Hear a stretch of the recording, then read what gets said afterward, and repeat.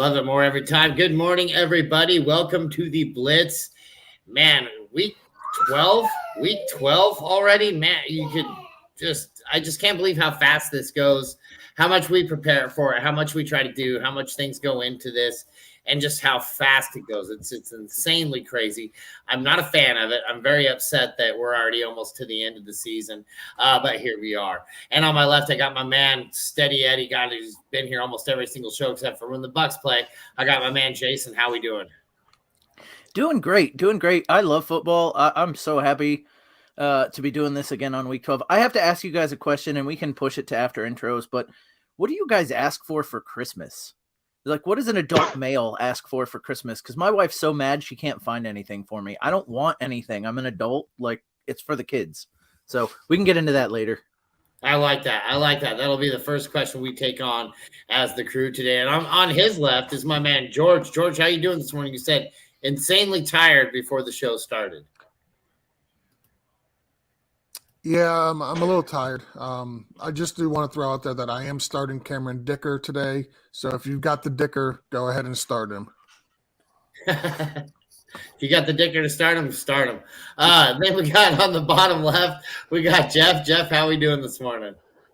I'm doing well, brother. Usually it's comments like those that Joe makes, but well done by George on that to kick us off in that aspect. So, but great to be here. It's crunch time in most leagues. We're getting down to the nitty gritty. Looking forward to some good questions this morning. I think George just needs a shot of soy sauce to get his day started. What do you think, Joe? What do you think down there, bud? I was going to say, it looked like maybe he was on a little bit of a soy sauce hangover. But, right. You started an addiction last week. Yeah. George got kicked out all of a sudden 2008.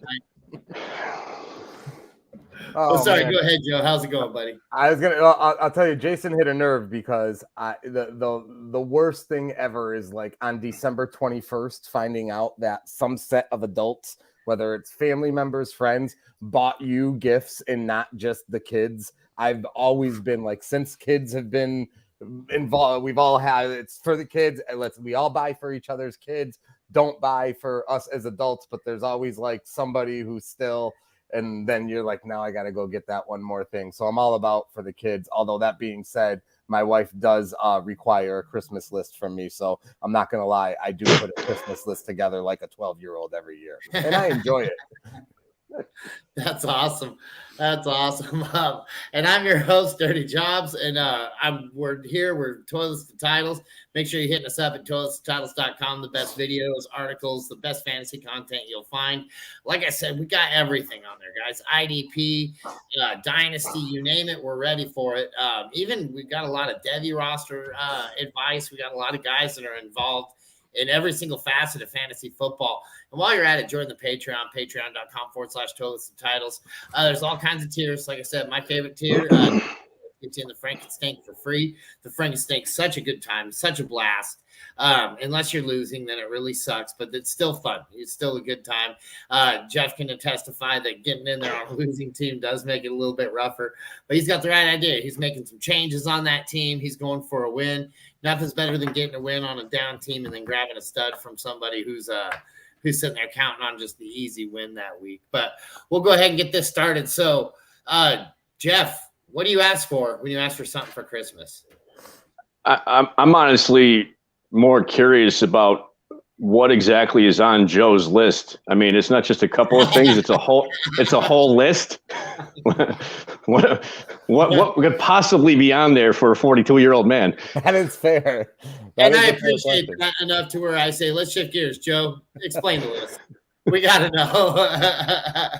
So I'm required for this list because the wife wants the list, my parents want the list, yada, yada, yada. So what goes on the list? Sometimes, dad's good for like a snowblower or like a Ring camera or, something logistical for the house, like that. A lot of, I'm a avid record collector, vinyl record collector. So a lot of vinyl requests go on the list. The wife underwear. The wife is very good. So yeah, there's normally like, it ends up being some sort of Pearl Jam. It's very childish. The more I talk about it now. Well, I heard Tone Loc just came out with his vinyl album, so make sure that's on the list. Pick that one up. But there's a list, and I've got strong women in my family, and if they ask for a list, I best come up with a list. That's fair. I can definitely understand that. My family is very much the same. Although it's kind of funny because I'll make said list and they've never gotten me a thing off of this list. And we're talking about like a streak since 1992. I'm like, well, this is what I want. And they're like, cool, here's socks. I'm like, yay. That was like number one on the list. You guys also have the fear of like, because there is stuff I've wanted over the years, back when DVDs were still a thing. Like I wanted the Lord of the Rings trilogy, but then I was worried completely that my wife would get me the non-extended version. You know what I mean? Like I'm really picky about the stuff I want. Like I know she's probably going to get me a sound bar because I've wanted an upgraded sound bar over the years, but that I'm thinking to myself, like, she's not going to give me the one I want. But you know what? It's always underselling because she always does me right. Like, she's great. Look, I'll tell you what I like. If anybody's thinking about it, I want a new pair of headphones. I've had these since George and I started Break from the Grind, which is like 6 or 7 years ago now. This is never getting untangled. I'm telling you right now, it will be cheaper and easier for me to get new headphones than it will be to deal with this. So if my wife actually does watch this, I need this. There you go. Jason, I can assure you, your wife does not watch this. She will not watch this. No. That looked like the knot of lights from National Lampoon's Christmas Vacation, Jason. Well, so when George and I started podcasting, we sat in the same room and had a soundboard. So I need an extremely long cord because we sat desk to desk, right? So like I got this really long, like this pair of headphones that had a really long cord.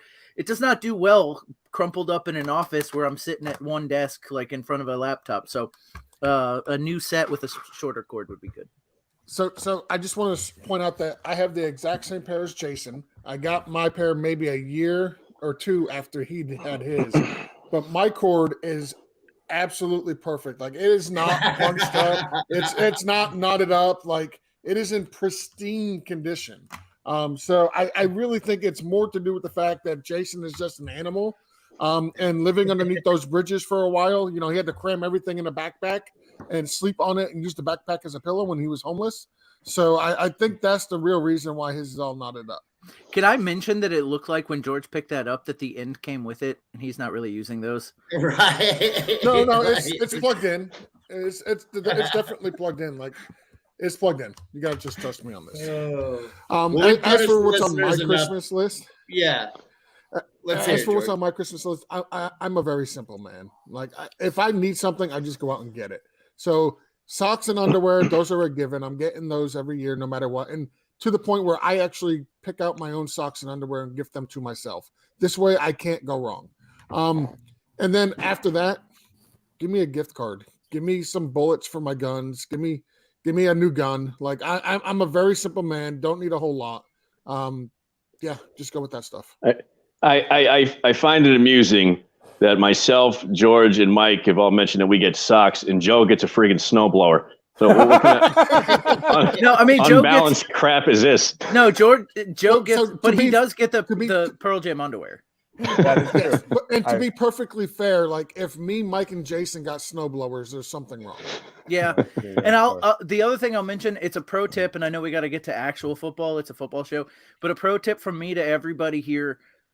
Buy the same brand, I threw away all my old socks years ago and I bought the Hanes with the red stripe, all the same. And I get them every year. You know why? Because you no longer have to pair up socks. You just grab 2 socks. They're all the same. Life is way. There goes George. He's running to the sock drawer to start doing to show us a new router should be on his list. You just changed that man's life enough to where he's like, I'm out of here, because that's exactly what it did when I changed my life to that kind of a style. You're not even matching them. You just take them out of the dryer, whip them together. You're done. It's great. You never know if you lost a pair of socks or a sock from a pair because, like, who cares? You lose one, you just keep going. And George just realizing that he only has 3 pairs of socks. So it was He's really, back. really fast. Well, with that, we punished you guys enough. I hope everybody had a great holiday weekend.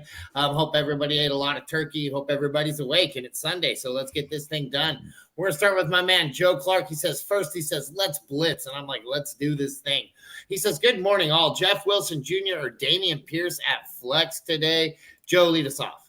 Yeah, that's a good problem to have, I think, right there. I think Pierce is, I mean, even when that offense is abysmal in general, Pierce has still been able to kind of like wiggle out with double-digit fantasy points at least. That being said, and we talked about it at nauseum last night, but I am a big Jeff Wilson Jr. fan today. No Mostert. They got a great matchup, and I just home against Houston. And I just think Jeff Wilson's in line for 20 touches and you know, get in the end zone. Pierce, I think is serviceable, and if Pierce is your flex, I think that's a good flex to have, and you're in a good spot. But I like Wilson Jr. this week. I like it. Jason, what do you think? No, so I'm 100% on Jeff Wilson. Here's the thing. Dameon Pierce is not a bad play unless what happens last week happens again, where they get down big quick and they have to throw the ball. And that could happen against Miami. Miami could absolutely run up the score early and make it so Pierce isn't on the field as much as you'd like him to be. So like Joe said, without Mostert, it's wheels up on Jeff Wilson for me. I like it. Jeff, what do you got to say? I mean, just give me the better offense and more opportunity all day long. I'm going Jeff Wilson Jr. with what I assume would be a consensus. And so with George, I'm leading you last on this one because I don't want anybody to accuse you of being a homer. Who do you got right here? This is going to be Jeff Wilson Jr. Since coming over to Miami, he scored at least 16 PPR points in each of the 2 games that he's played. Last week against the Browns, he had 17 carries for 119 yards and a touchdown, along with 2 catches for 24 yards on 5 targets. So he's heavily involved in both the run and the passing game. Raheem Mostert is out this week. Miami's coming off a bye. I could talk about how good this match for Jeff Wilson all day. Texans allowed the most fantasy points to running backs. They're ranked 32 against the run. Every single running back that has played, starting running back that has played the Texans has scored at least 13 PPR points against them in every game except for one, which is week 2, which is when the mighty Denver Broncos played, and they could not muster 13 PPR points against them. 8 running backs totaled over 100 yards. Like I said, I could go on forever. Miami's coming off the bye. Expect Miami to get up big. Expect them to run the ball in the second half. This is Wilson. It's not remotely close. And don't forget Kyle Allen starting today too. So yep. It's not even Davis Mills, which may be a boom for a running back because maybe you don't want to give the ball to Kyle Allen that much, but they made the switch. So that offense could get worse. I do feel like this might be one of those situations where you really can't go wrong, but I do like me some Jeff Wilson Jr. a lot today for the same reasons as all you guys. So that's who you're going with, Joe. You're going to be going with Jeff Wilson Jr. We got Jeff DeMock says Mooney, Burks, Hollywood Brown, or Devonta Smith. PPR could also take out Foreman for one of them. Besides last week, Foreman has been good, but Denver's D is for real. That's glad something about that team is for real. George, what do you think on this one? Who are you starting? So I actually don't mind sitting Devonta Foreman, especially with Sam Darnold taking over at quarterback. Like, it's just been a roller coaster season at quarterbacks for the Carolina Panthers. They started with Baker, then they went to PJ Walker. Now they're going back to Sam Darnold. Like, there's just been zero consistency. Denver's run defense has been pretty good for the most part. Only 4 running backs have scored touchdowns on the Broncos. They're just not giving up a whole lot. So I don't mind sitting Devonta Foreman. As for the question on who to start, I'm really high on Burks. He came out, he had a breakout game last week. He had over 100 yards. I'm not trusting Hollywood Brown coming back from injury, first game back. I don't trust Mooney with no Justin Fields. So that's going to leave me Burks and Devonta Smith. is who I would be going with. I would definitely sit Foreman, and I would go with Burks and Devonta Smith. Jeff, what do you think? Yeah, George makes some good points there for sure. I'm not exactly as high on Burks as maybe he is. Mooney would be a great option if Fields was there, but you really kind of can't trust that play. I like, if we're taking one out of these, I like Devonta Smith just for opportunity wise. And like I said, in the Miami example, it's a better offense. Foreman it's bizarre this season. Foreman has gotten like 30 points, and then the next week he's got 2, and then it kind of bounces back and forth that way. So just from a consistency standpoint, I like Devonta Smith. I like it. I don't mind that a bit. Joe, what do you think here? Yeah, well, I'll say well put and thought out question right off the bat, and also I think I'm on the George train as far as his methodology in general here. I'm not fully against starting Foreman though either. I think I'll go on the Burks. I think I'll take the trending Burks. Well, that's fun. Sorry about that. Mooney with no Fields. Yeah, right. There you go. Mooney with no Fields. Hollywood not trustable yet coming back. Devonta Smith worries me a little bit though. He's been so freaking inconsistent for them. So part of me would say go Burks and then play Foreman, but I'll err with Georgie here. 11 weeks of George stats, and it does something to you. So I will vote George and go with Burks and Smith. Hey, and because that came up, and I don't mean to interrupt, but Joe, is a new ringtone on your list this year? Because that would be good. That was an alarm. I don't even know how. Was that "Sail Away" by Enya? Is that It was a generic Apple. Yeah, that was weird. I don't even know how that came. Like, what 10:55 a.m. on a Sunday? I don't even know why that's on. To remind you to actually be on Blitz. There you go. 25 minutes late. Just be fashionably late. No, look. So I'm probably going Burks and Hollywood Brown here. I'm okay with Smith. Hollywood Brown Smith's a coin flip for me. That's not the thing. I would bench Foreman. To everybody's point here, he's hot and cold, but he was hot against the Falcons twice. He doesn't get to play them again. He was hot against the Buccaneers at the low point of their season where a bunch of their defensive players were injured. And they just came out and laid an egg. I don't think that's indicative. Like he's playing against a good run D.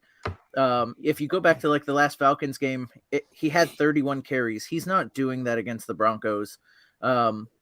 It may be a run heavy game only because it's going to be a tight game because both offenses are terrible. But I still, Foreman for sure is a sit for me. For me, it'd be Burks and Hollywood Brown. I don't think they'd put him back on the field unless he was ready. So for me, it's Burks and Hollywood Brown, but like the consensus is Burks and Devonta Smith, and I don't hate that either. Yeah, but that's where I'm leaning actually is Burks and Devonta Smith. Devonta Smith's seen an uptick in targets. He's been being more productive. He's just been missing touchdowns just barely. Like I think there was the one where he got knocked down like at the half-yard line last week, and then they ran it in with Jalen Hurts. So you got things like that going on, but I just think that you're going to see the regression. But Denver's D is for real. Like I said, that's the one redeeming quality that team actually kind of has right now. Maybe that defense can go play quarterback for him. But yeah, like if you listen to us on Dash of DFS last night, I said I'm fading anything with the Bears uniform on. I really don't like the opportunity that those guys have. I think it's going to be pretty rough for them to get past this little hurdle without Justin Fields on the field of all places. But yeah, and Foreman, like I said, against that Denver D. We got our man Rich checking in. He says good morning, and he says Jeff Wilson for Joe too. I think we were all pretty split on that. We got our man Uncle Steve saying good morning, kids. What's happening, Uncle Steve? How we doing? He says Kamara versus San Francisco, Foreman versus Denver. Jason, lead us off. So look, neither one of these matchups is good, but one has a lot of talent and one is just, Foreman's good. Don't get me wrong. He's not Kamara. Both are playing against tough matchups. So for me, it's going to be Kamara. I like that. George, do you argue with that? No, I'm going Kamara. Like you can't sit Kamara for a much lesser talented running back in Devonta Foreman. I already explained why I would be fading Devonta Foreman this week. Granted, like the 49ers defense is legit, right? Like they're probably the best defense in the NFL, but it's not like it's a great matchup on the other end with Devonta Foreman as well. And the fact that Alvin Kamara will be involved in the passing game where he predominantly gets most of his fantasy value, I would go with Kamara here. I like it. Joe, what do you think? Yeah, I mean, I'm the one out of the five of us who doesn't hate Foreman necessarily, but you can't sit Kamara. I mean, you can sleep at night with Foreman on your bench and he goes for 100 and a touchdown. You can't sleep at night if you put Kamara on your bench and he ends up having one of those, 2 games a year where he goes for 4 touchdowns and 190 total yards or whatever. Yep, I like it. Jeff, do you have an argument? You starting Foreman?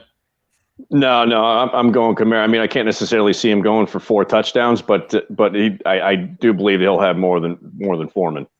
But I can see him going for 8. That's how you were going to finish that sentence. Nope, it's Kamara all day for me. Like I said, I do like Foreman. Broncos defense is pretty scary though, and I think it's just going to keep going. Because, like I said, that's the one redeeming quality. Joe Clark jumping in there saying portable cell phone charger. Always handy for a gift. Yep, that's something you're always going to be able to use. You're always going to keep that thing charging and probably never use it like I do with all my portable chargers, unless there's a hurricane. It does come in handy when there's a hurricane. We got Mini Jordan 718 says full PPR. Choose 2 wide receivers and a flex. Pittman, Burks, Mooney, London, Sutton, P. Ryan, Carrion. Joe, lead us off on this one. Who do you think? You got 2 wide receivers and then we're flexing somebody. Yeah. So I think you got to play Pittman. I'm going to play Perrine here with no Mixon. He's been relevant in the passing game with Mixon playing. Got to feel like he's got a decent shot for a touchdown. Man. I like Mooney with Fields. I'm guessing most people are going to go Sutton here. I don't love Sutton because I hate that offense. London's a little more intriguing to me with no more Pitts, but London wasn't really cutting it. So I will go Pittman, Sutton, and Perrine. I like it. George, what do you think?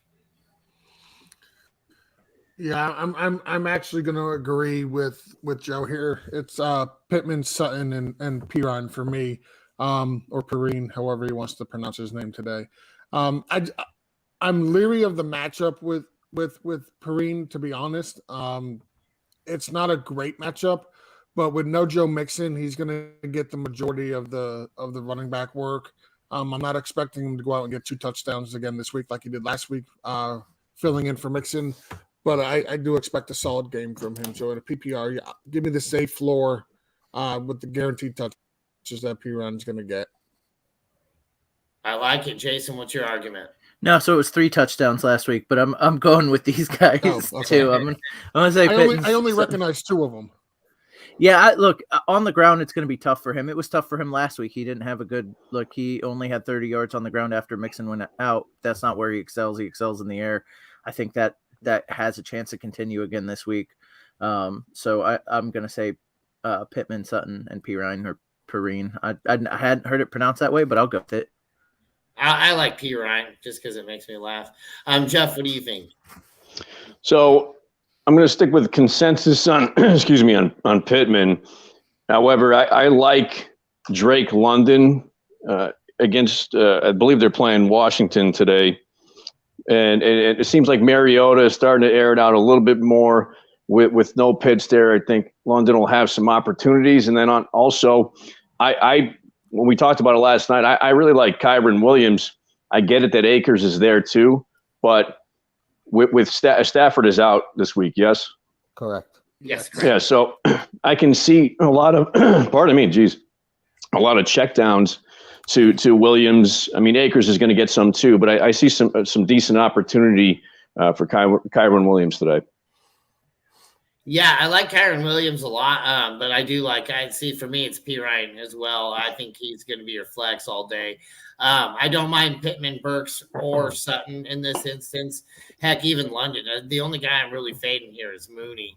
But I think you're going to get about the same production out of – I feel like you're going to get better production out of Pittman and Burks. So for me, it's going to be Pittman, Burks, and Perrine. as well. Hey, Mike, real quick, can I ask you guys? Can I veer off for just 1 second and ask you guys a quick veer away, my man. game result question? Because this is selfish, but it's football, so I'll go with it. I'm putting together like my money line parlay for the day, and I'm wondering what you guys think. It's a quick. Do you feel better about the Ravens winning at Jacksonville or the Eagles winning Monday night home against Green Bay? Or reverse that question and say, which one of those two would you feel is riper for an upset? Green Bay's riper for an upset for me. See, that's Absolutely. how I feel too. And yeah.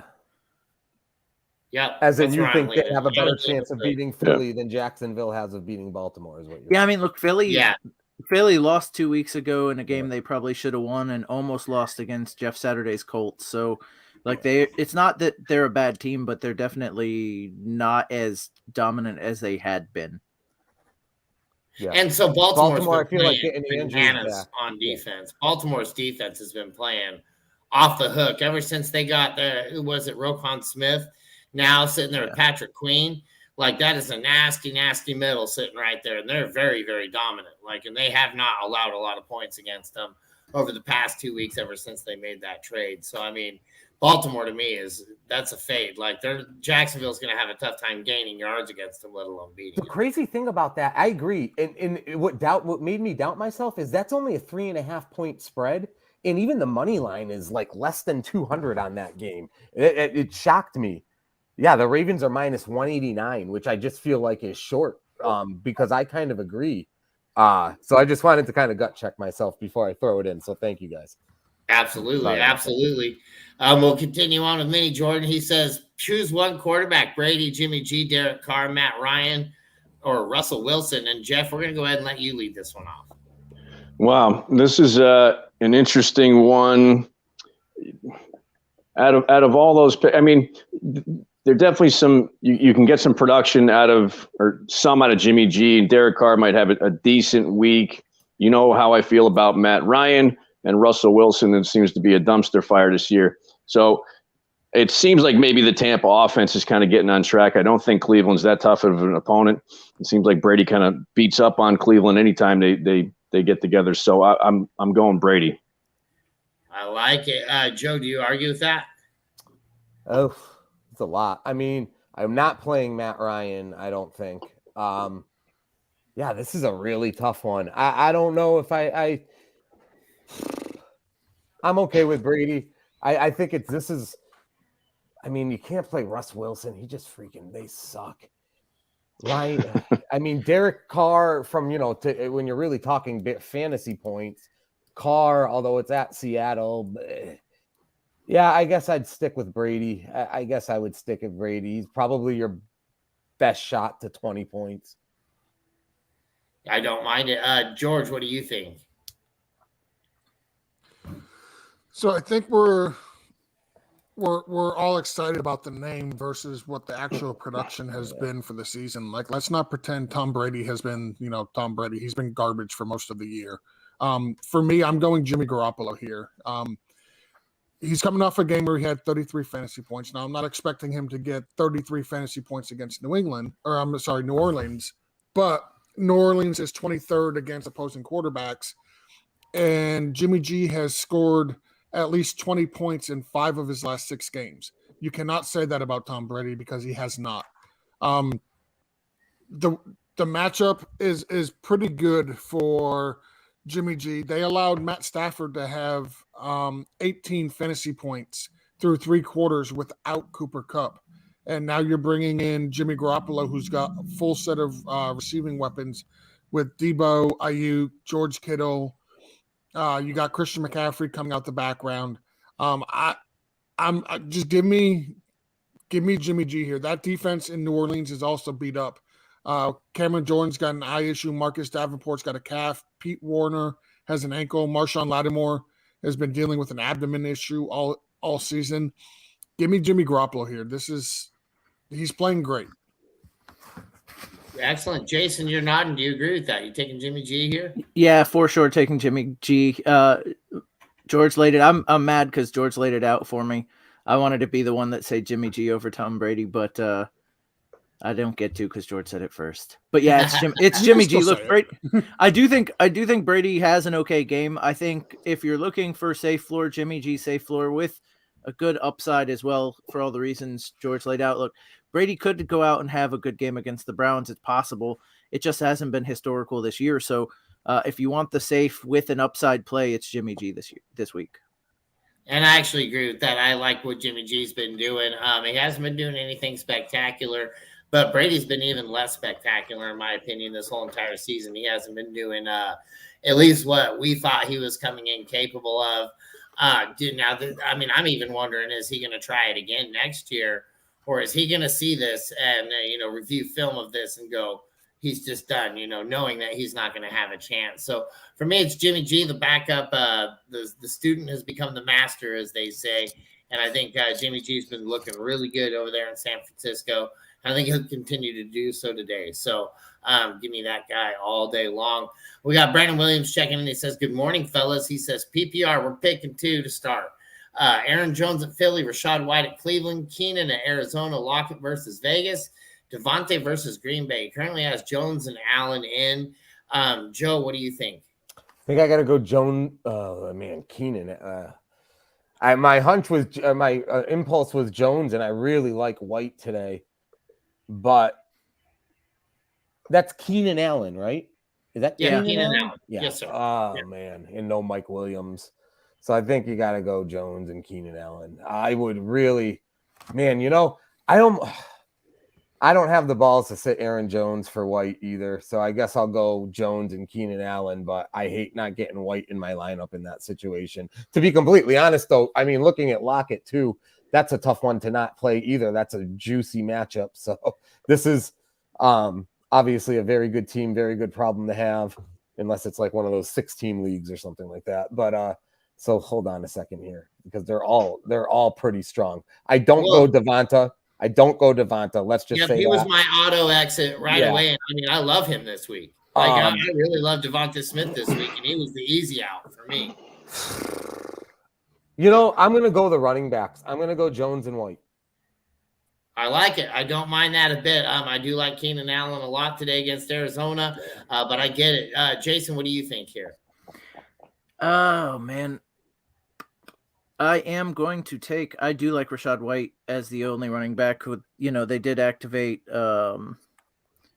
God, why can't I think of his name? Anyway, it doesn't matter. It's going to be Aaron Jones and Keenan Allen for me. A PPR machine going up against a really bad Cardinals defense that literally gave up last week. It was Giovanni Bernard. He's not going to get any play. So Rashad White's going to be out there in a lot. But I'm still going to say Aaron Jones and give me Keenan Allen.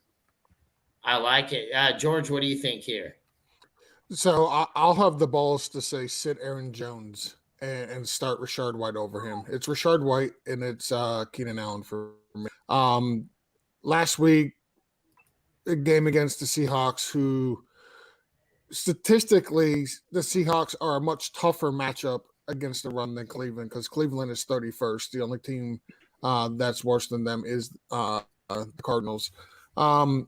They gave up 22 carries for 105 yards for Rashad White.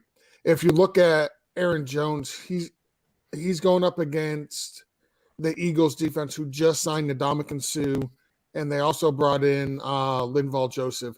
So they've bulked up their front of the line there, their defensive line there. The last 3 games, the Cleveland Browns have given up 12 PPR points to 5 different running backs. 3 games, 5 running backs, 12 points. I'll have the balls to do it. I'll start Rashad White over Aaron Jones. I don't mind that a bit. Jeff, you weigh in on this. What do you think? I'm going with both running backs. You kind of know, we've discussed this in the past. When you're looking at a tiebreaker, I always kind of lean running back. So I'm going Jones. George makes some great points there, but I just can't sit Aaron Jones, period, just because he's a good bulk of that offense. And we talked about it last night. I really like Rashad White because of that matchup in Cleveland. I think he's going to get a decent amount of opportunity. It should be interesting to see how many times I'm guessing he'll get in the end zone at least once or twice. So I'm going Jones and White. Jones and White, I like it.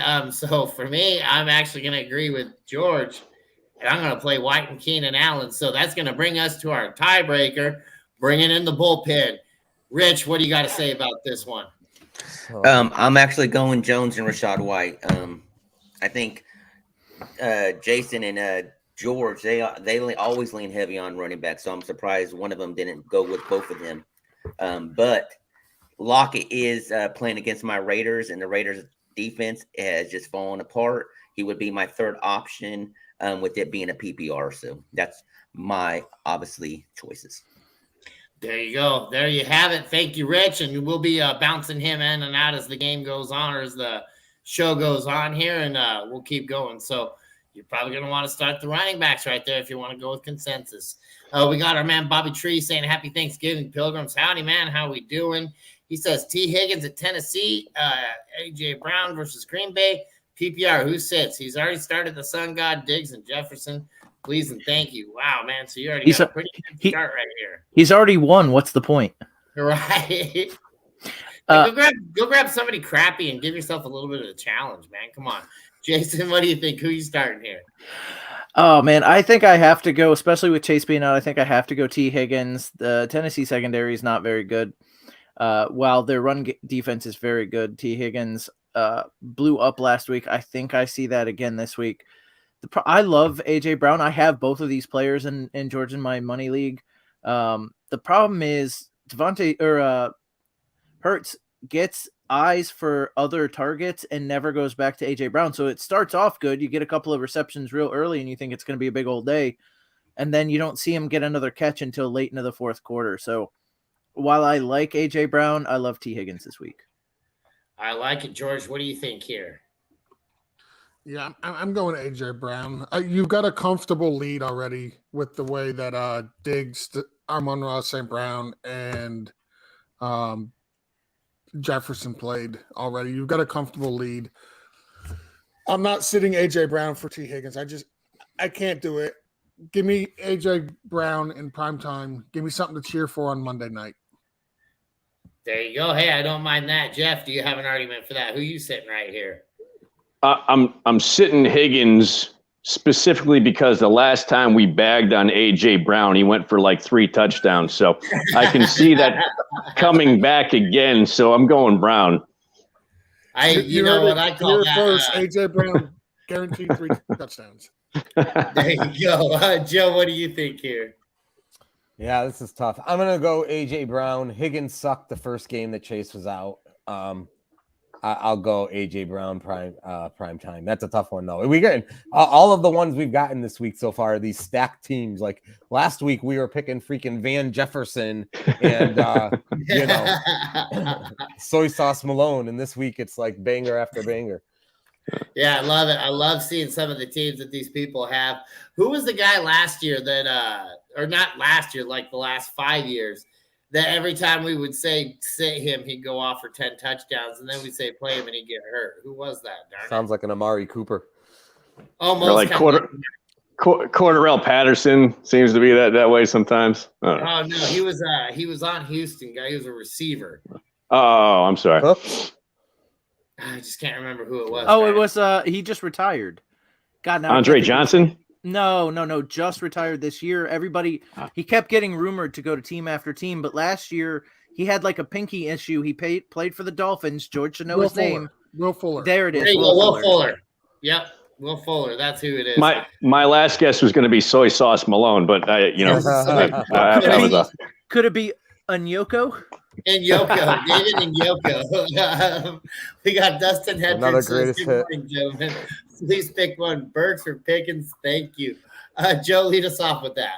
Yeah, this one's got to be Burks. I love Pickens going forward, long term, passes the eye test, all that stuff. But production right now, George said it earlier, it's Burks. I love it. George, we'll go to you. Yeah, it's going to be Treylon Burks for me for the reasons I mentioned earlier. I like it. Jeff, do you have an argument? You playing Pickens? No, I'm even though I was down a little bit on Burks earlier, between these two, I I don't think you can go Pickens. I got to go Burks. I like it. Jason, what do you think here? What's great is because the other three already picked Burks, and that's going to be the way we go. I'm going to say Pickens.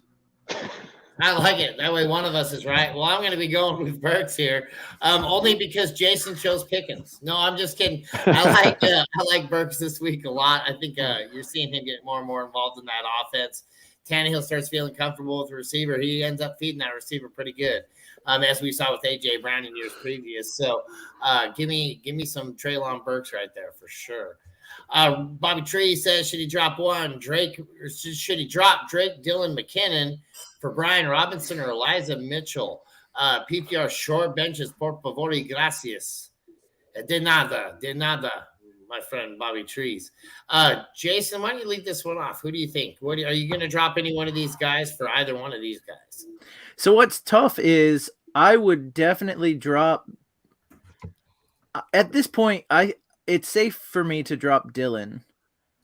He hasn't played well. The only issue for me is if Aaron Jones does go down, he's a locked and loaded starter every week. But you can say the same for Elijah Mitchell, right? If CMC actually gets his annual injury, Elijah Mitchell slots right back in a starting role, and he's already getting work now. He's got some standalone value. Personally, I would just drop Dylan for Elijah Mitchell and move on. You could say the same thing about Drake with Gus coming back. Like maybe he doesn't take on, but he's played pretty well. So I'm going to say Dylan for Elijah Mitchell. I like it. Jeff, what do you think here? We all know my feelings on A.J. Dillon. The guy's a bum. Get him out of the lineup tomorrow, or not even tomorrow, in an hour from now, for either one of those guys. Brian Robinson, I actually I'll agree with Jason on that point, his Elijah Mitchell point, where because McCaffrey does seem to go down here and there because of the attempts that he has and so many touches. So, yeah, get Dillon the hell out of there and get Elijah Mitchell. I like it. Jason, what do you think? No, I just talked. George, I said. There you go. Yeah, he talked, but that was perfect because it gave me time to unmute myself. This is actually kind of easy for me. I'm dropping Kenyon Drake. And the reason why is you got to worry about Gus. You got to worry about the running quarterback. And in a week or two, J.K. Dobbins is coming back, and that's going to eat into Kenyon Drake as well. So the guy that holds the least value upon injury replacement for me is Kenyon Drake. So if I'm dropping any of them, I'm dropping Kenyon Drake, and I would drop him for Elijah Mitchell because if Christian McCaffrey does get his annual injury, as Jason worded it, Eli Mitchell has the highest floor and highest ceiling over Brian Robinson. So I would drop Drake and I would pick up Mitchell. I like that a lot. Joe, what do you think? Yeah, I like this one. And I'm with George on dropping Drake. He had a couple of good games, but then once Edwards and then to his point, Dobbins plus the Lamar Jackson rushing factor. McKinnon with Hilaire out on IR and just getting phased out.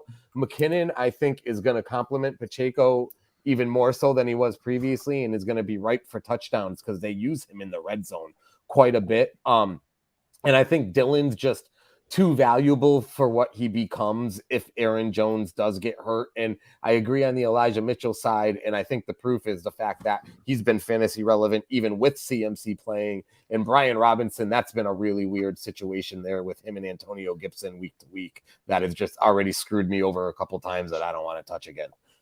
Yeah, I have to point to like Joe's point there about McKinnon. Like they're actually talking about using Ronald Jones. That's how bad it is with CEH out. They're actually talking about putting Ronald Jones on the field for a snap or two. So like that just means to me that they're going to be using McKinnon more and more and more because like Ronald Jones is not going to be a good guy. And I just can't believe we've heard that name again this year. Right. Yeah, I thought Ronald Jones was went the way of Will Fuller and fading from existence off our lineups. But yeah, no, Elijah Mitchell is for me worth the ad.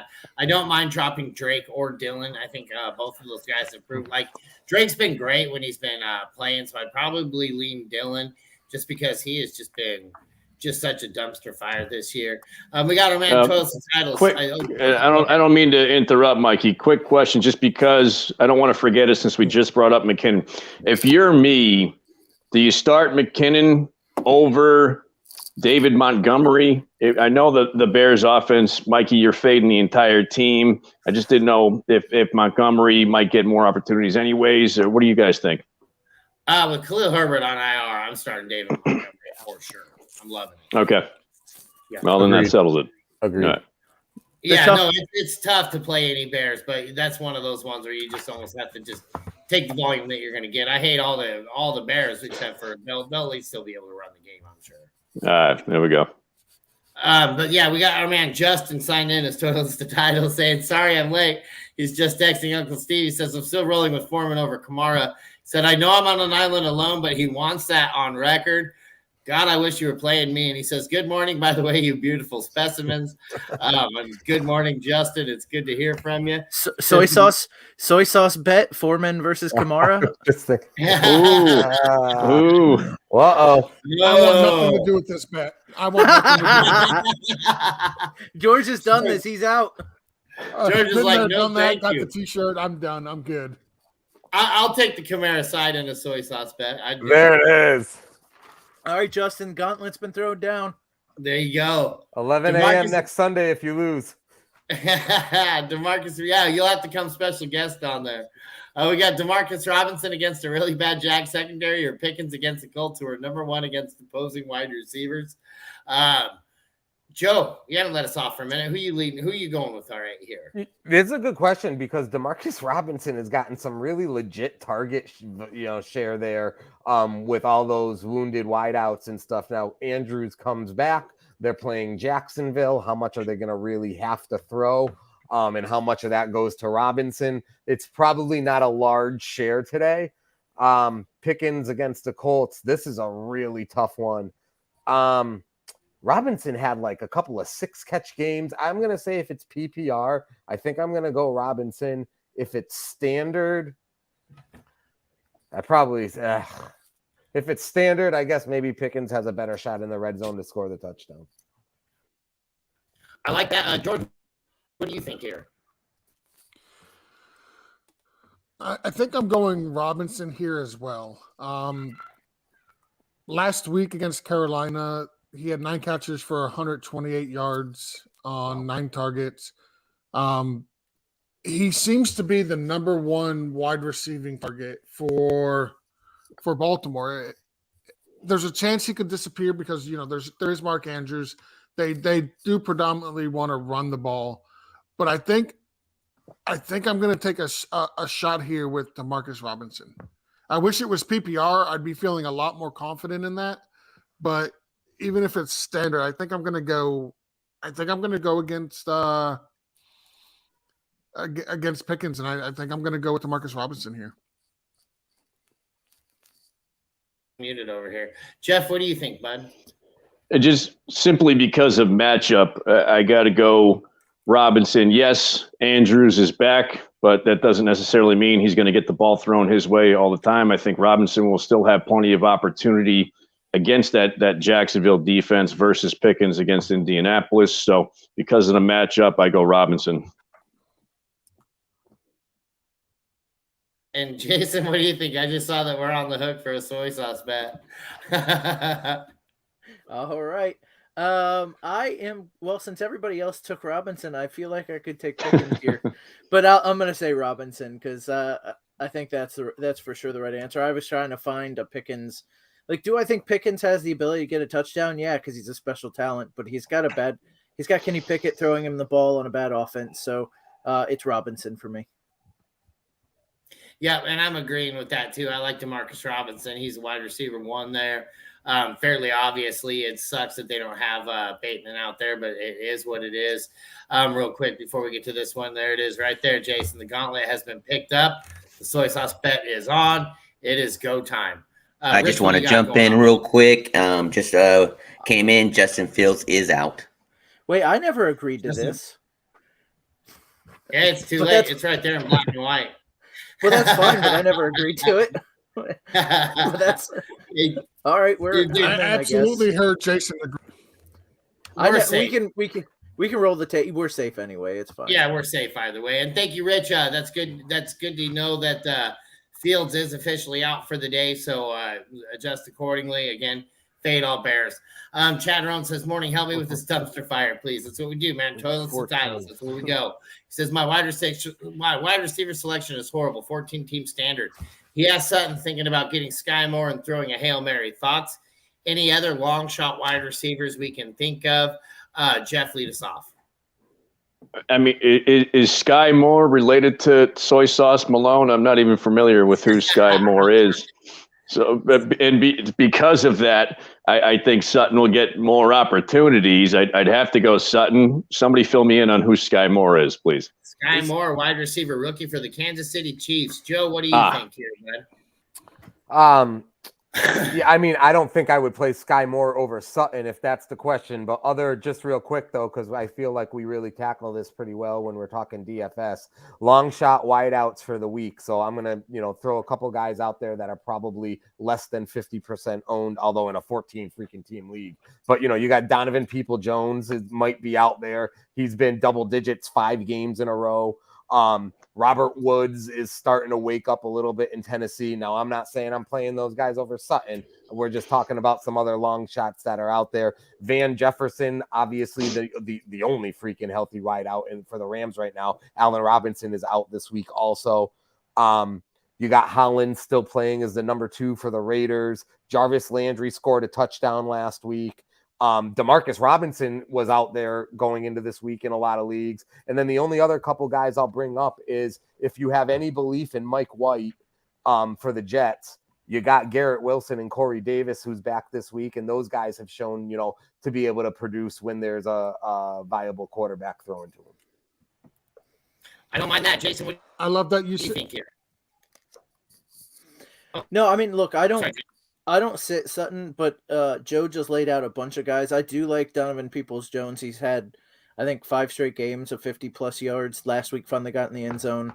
But I don't. The fact of the matter is, I don't sit Sutton for any of these guys because if you're gonna have a dart throw, Sutton's a better talent than all of these guys, and they're all dart throws, including Sutton because of Russell Wilson. So I'm just gonna stick with Sutton. I like it. George, sorry to interrupt you. What did you have to say there, bud? No, I was just saying I love the fact that we just took a shot at Zach Wilson again and said that, Gabe Davis and Moore are viable when there's a viable or competent quarterback throwing for the Jets.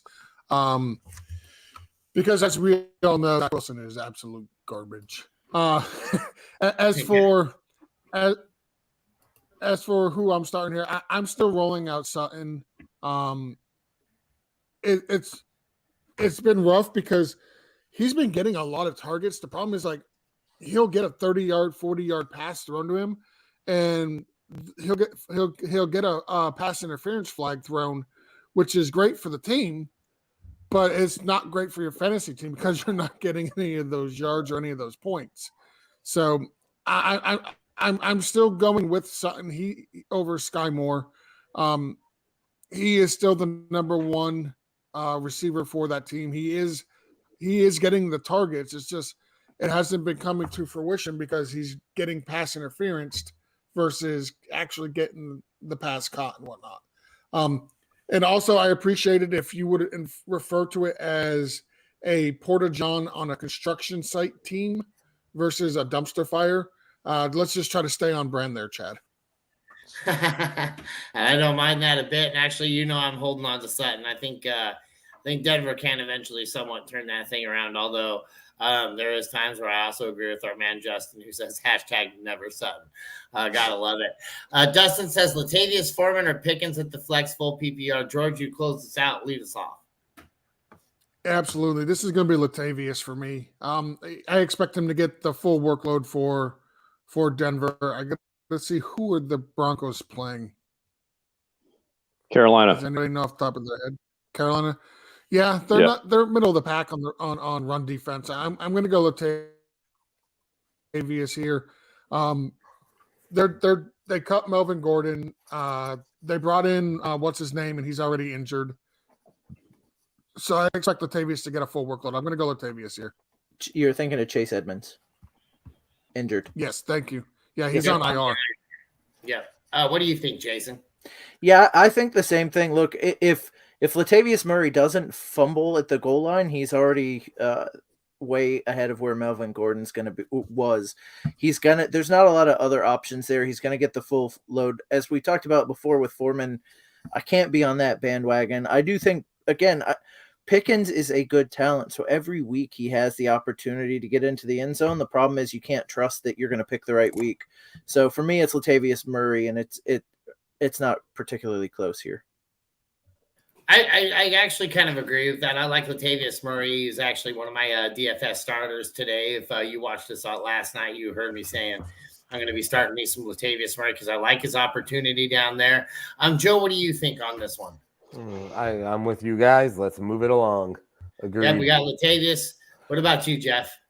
Yeah, I like Latavius versus the Carolina defense more so than Foreman versus the Denver defense. So Murray consensus. Murray consensus. I love it. We actually even had Rich chiming in on that one. He's also on the Murray train. Bobby Tree says tight end problems. Dulcich at Carolina, Cooper versus Cincinnati, Fant versus Las Vegas, Tanyan at Philly, she Mandarin. That's a tough one. I don't know Mandarin. That's one language that's escaped me so far. I'll go ahead and let you lead this one off for us, Jeff. I mean, you guys know my feelings about Dulcich. Best porn stash in the league. No matter what happens, I always go Dulcich because of the cool factor with that. I like it. There's no rhyme or reason behind it besides the porn stash, and I can back that up 100%. Jason, what do you think here? So I think I'm going Fant versus Las Vegas. It's just a bad defense. I know it's hit and miss with which tight ends they use each week, but I think Las Vegas gives you the best chance to score. I like it. Joe, what do you got here? I think I'm rolling out Hooper in this one. He had 2 touchdowns last week. I think there's some momentum there for him. And, I think he's the best shot to get in the end zone out of that group. That's why this is a tough question, because we've answered all of them except Tanyan. George, tell me it's Tanyan. No, I can't do that. I'm actually I'm agree with Joe here and go with Austin Hooper.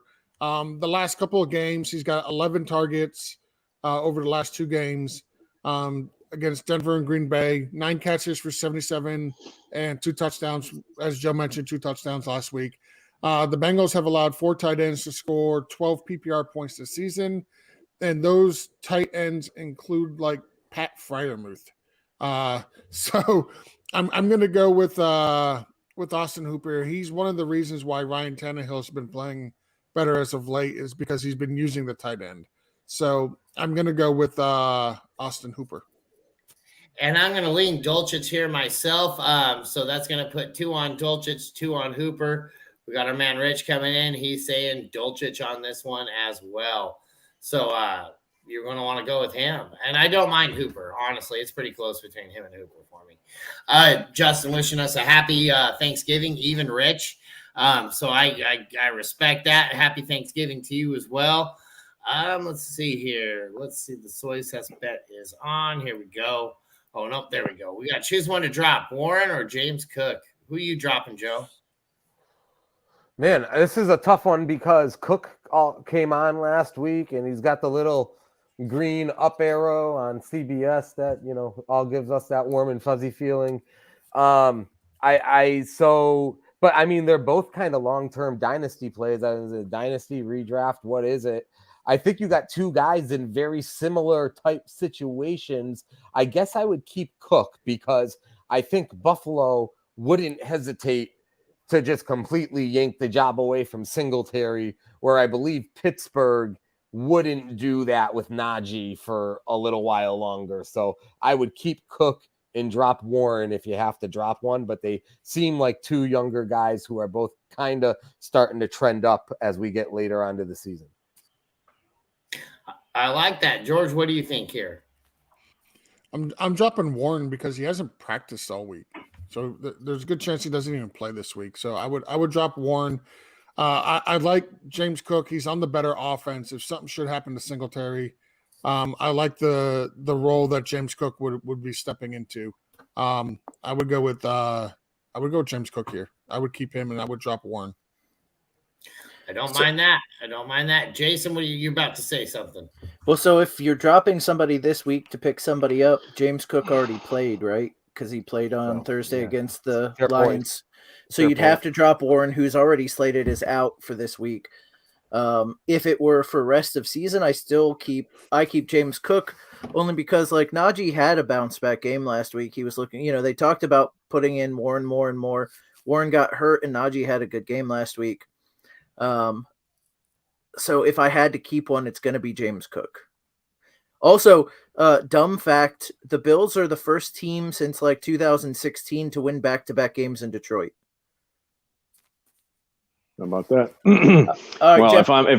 if I'm rounding it out, I'm going consensus just because Cook is on the better offense and opportunity for Warren is just simply going to be less than it would be for Cook. So, and I like how George brings up practice. It just reminds me of that old Allen Iverson interview. We talking about practice, not a game, but anyway. Okay, so we're all dropping Warren there, or it sounds like we're dropping Warren. So Bobby says need wide receiver 3 in a flex in half PPR. Wide receiver 3 in a flex. Godwin, DJ Moore, J-Rob, McKinnon, Hunt. And then he says, P.S. we're not allowed to say DJ Moore. So that makes it a little easier. But we need a wide receiver first. So Godwin or DJ Moore? Godwin, right? I mean, is that even... Godwin's been pretty hot. He just hasn't gotten into the end zone much. Although I think he did last week. He did last week, yeah. Yeah. Or the week before, because they had a bye last week. But yeah. Cleveland's defense is not as stout as Denver's, so I think you have to go Godwin. And if we're looking at that's a tough other pick there. I'd have to say McKinnon versus the Rams would be kind of the move to make, just because of he's Kansas City's offense is just better than the other two. So I would lean McKinnon, Godwin and McKinnon in that scenario. Yeah, that's the way I lean as well. Joe, you were nodding your head, so Yes, you're sir. with that too. Okay. Yes, sir. Yeah, especially since we're not allowed to say DJ Moore. So look, this is what Jason's the one that challenged me first, then Mike jumped on. No, so I was responding to Mike saying that he was solid out of Kamara, and I was offering the bet between the two of them. But that's fine. I'll be in on it as well. And he also says he's logged in the wrong count, so if he loses, he's going to say it was Coach the whole time. So now I feel like Justin's dragged Coach into this. So now it's me and Mike versus Justin and Coach, and they both have to come on and do shots. Justin just roped Coach into this. Sorry, Coach. By the way, speaking of Coach, let me take a minute. If you're watching this, if you're enjoying it, if you like the content, jump onto our YouTube channel and subscribe to Toilets to Titles. We have great shows all week, and you'll get notifications that we're on live when we're on live. We had like Dash to DFS last night. We have a Tuesday night show that doesn't have a name. We have a Monday night show for our Patreon accounts. We do the Sunday Blitz every week. And it's all scheduled, so you pretty much know when we're going to be on, but subscribe anyway. We're racing towards 1,000.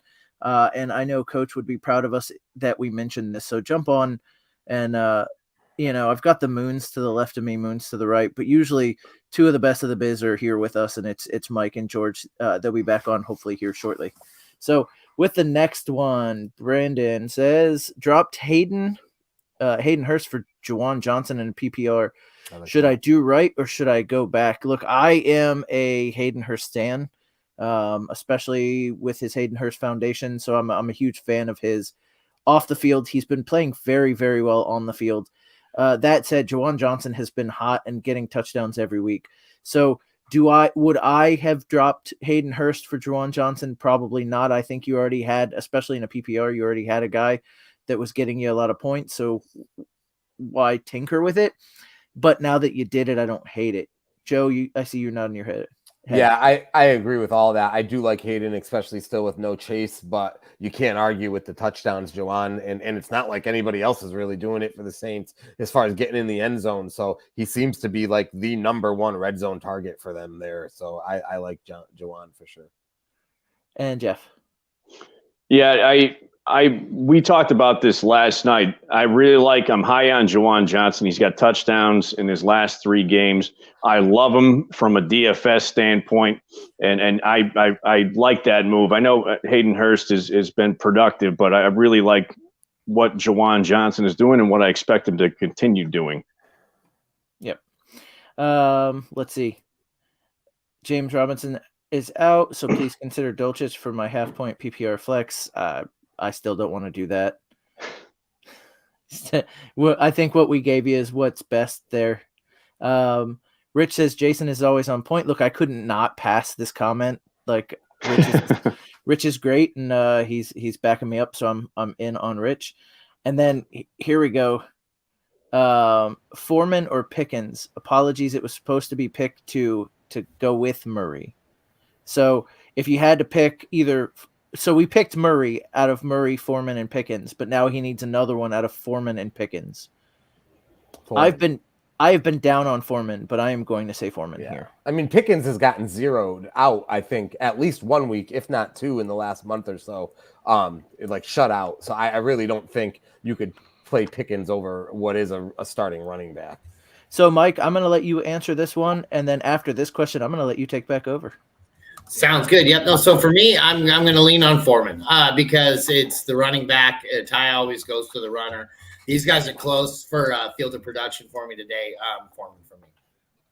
And then with that, we'll go ahead and kick it over to George. George, what do you think? I'm not even sure what's going on. So it's Foreman or Pickens, George. We picked Murray. We picked Murray earlier, but he needed 2 out of the 3. Okay. I think I'm gonna go with Pickens, to be honest. I probably shouldn't be that down on Foreman, but I am. I'm gonna go with Pickens here. Okay. Yep. I don't mind that. So that's 4 of us going for Foreman, 1 of us going for Pickens on that one. So I definitely want to go against George, who admittedly before he answered that question says he doesn't know what's going on. I would argue none of us do. But we got Chad Rohde. He says, thanks for the help earlier. Demarcus Robinson was available and you picked him up. Which receiver rides the pine standard? Debo, Pickens, Sutton, or Robinson? He has Pickett for his backup quarterback for Fields. Drop Pickett for Brissett. I'll go ahead and lead this one off because I don't typically do that. And I kind of got what I want to say on this one right now. So I think the guy who I'm sitting in this is actually going to be Pickens. To me, he's the guy who's not really the clear wide receiver 1 on the team. Just because there really isn't a wide receiver 1 on that team. They've been doing dreadfully terrible as far as that's gone. And then we got for dropping Pickett for Brissett. I don't think I would do that. I think Brissett's got this is his last week and Deshaun Watson takes over. And so I feel like I like Pickett better than Brissett either way. So Jason, what do you think on this one? No, so I'm with you. I think Pickens rides the pine, Robinson starts, and like you said, Brissett is only a 1 more week starter unless Deshaun Watson engages in more questionable activity. We'll just put it that way. All right. Right. And who knows? It is the weekend. George, what do you think here, bud? I don't know. So Pickens is your sit. I'm sitting Pickens. You like Debo, completely safe. You're starting him even in standard. He gets the rushing, so you're going with that. I would start Sutton over Pickens, and I would take Robinson over Pickens as well. As far as the quarterbacks go, I'm going to go with Pickett here. I kind of like Jacoby Brissett, but this week I think I'm going with Pickens. He's looked a little bit better the last 2 games, which coincides with the Steelers bye. He had 18 points and 17 fantasy points, respectively, the last 2 games. The Colts have allowed 3 of their past 4 opposing quarterbacks to score at least 21 fantasy points. They have struggled with rushing quarterbacks. Trevor Lawrence, Taylor Heineke, all-star running quarterbacks that we know of. There's athletic freaks. They're known for their rushing ability. You have to game script them to not run the ball. They scored at least 8 fantasy points on the ground against the Colts since week 6. Pickett has at least 37 yards in 2 of his last 3 games. I don't mind Kenny Pickett. He's a sneaky play this week, I think, going up against Indianapolis. I would go with Pickett over Brissett. Okay. And then let's see here. Oh, Joe, what do you think on this one? Sorry, I almost skipped the bottom half of the panel here. That's all right. I think it's clearly Pickens is the wide receiver sit. And I mean, for this week, I think Brissett's in line for more fantasy points this week than Pickett, but obviously Brissett's going to the bench after this week. So, if as it's long more as you than have a 1 week answer, you're okay with it. Right. Yes. Absolutely. Jeff, what do you think here? Yeah, even though I'm not high on Sutton or the Denver offense in general, I don't think you can start Pickens over Sutton. So I would certainly agree with everybody, sit Pickens. And I like Joe's point. Yeah, if it's Brissett for this week and this week alone, I do like him a little bit better than Pickett if we're talking about going forward. And obviously it's a no-brainer with Watson coming in, unless like what I believe as Jason said, he gets up to some more illegal activity, and we'll leave it at that. We got the pointy end saying Samaje Perine or Christian Kirk full PPR. Jeff, you close us out. Why don't you lead us off on this? I'm actually pretty high on Kirk lately. He has kind of stepped in as the go-to guy over there in Jacksonville. I know Etienne has done well, but from a running back standpoint, but Kirk has kind of stepped up and is getting a lot of targets. So I like Kirk there if we're talking about PPR. I like it. Joe, what do you think?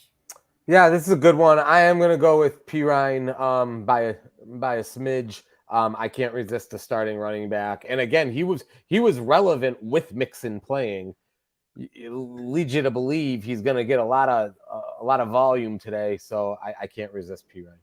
I don't mind that a bit at all, and I'm thinking the same thing. I'm actually leaning Perine here just by a hair. George, do you got an argument? I can create an argument, Mike. Don't tempt me. Like, I can easily come up with an argument, but I'm not going to. I'm going to go with Perine over Christian Kirk. I like it. And then Jason, why don't you go ahead and close us off with this one, and then update us on the bet right after that. Yeah, so I'm in with you guys, with everybody, but with Jeff, I'm in on Perine on this one. It's close. Look, Kirk's played well, and he is the number 1 down there in Jacksonville. But Perine getting 3 touchdowns last week, and again, like Joe said, being getting 3 touchdowns last week and being relevant with Mixon there, and now Mixon's not there. He's got to be a start for me. To update us on the bet, you were taking care of the little one when we went over this, but so he mentioned he's logged into the wrong account. So if he loses, he says it was coach the whole time, and I'm taking that as Justin saying that coach is now in on the bet also. So it's you and me, Mike, against Justin and coach will have to be here to drink soy sauce as well. Thanks to Justin. Right. And luckily coach or unluckily coach has COVID, but luckily for a soy sauce challenge, that might be perfect. It may be the cure. We don't know.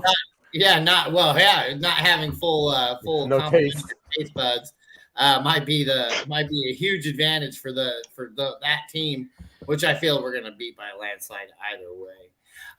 We got Dustin saying I'm on the Foreman over Kamara train too, so that must be. I think we need to add Dustin to this bet. Like, he's a patron. I get this, but Dustin, I think you need to put your soy sauce where your mouth is at, and get in on this bet here. Like, I'm sitting out. Okay, I'm not a part of this bet.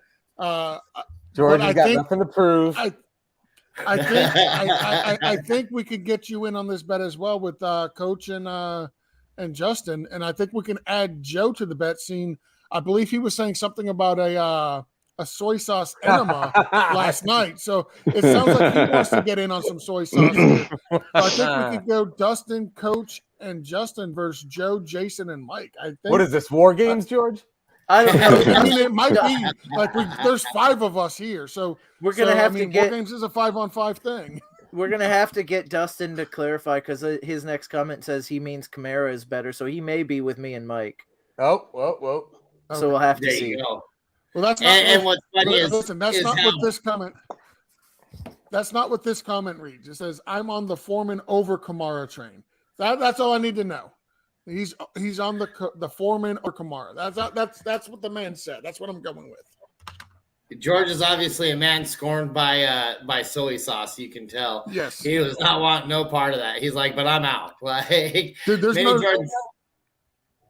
no soy sauce on the table that I'm sitting at right now. That's how out on soy sauce I am. It's not within reach. I love it. I love it. Mini George 718 says, "Who's a better Eckler stat, Spiller or Kelly? Now that he's back from injury." Jason, what do you think? I mean, flip a coin. Spiller's been in, hasn't really done all that much, but they've allowed him to play the last couple weeks. He's a rookie. They probably want him to get, and they use some decent draft capital on him. So I gotta imagine they want to work him in and see how relevant he can be. So I'm gonna say Spiller, even though Kelly's probably a better running back at this point. But I'm gonna say Spiller. Excellent, Jeff. What do you think? Yeah, I like Kelly coming back from injury. Before he was injured, he did have a little bit of production in the last game that he played. Granted, it was on October 9th, but he had 10 attempts for 49 yards and a touchdown. I think he's a solid kind of back. Well, I don't know about how solid, but more solid than Spiller in my opinion. I like it, Joe. What do you think here? Yeah, I'm on the flip a coin one here. I mean, it's been Spiller, but that's because Kelly's been hurt. But Jeff makes a good point too. I can't. I guess I'll say Spiller just because he's the rookie and maybe he's a little more of the new shiny toy. I don't mind that. George, what do you think here? So I don't think this is a 1-for-1 replacement for Eckler. If Eckler gets hurt, I think both of these guys are going to have a role. I think it's one of those things where Kelly's going to have a role, but if Eckler gets hurt, I think Spiller will end up being your starter, but I think it's like more of a running back by committee. It's not a 1-for-1 replacement. So it's not like a Tony Pollard completely replacing Zeke Elliott if Zeke Elliott gets hurt and has to miss time. I think both of these guys are going to end up playing.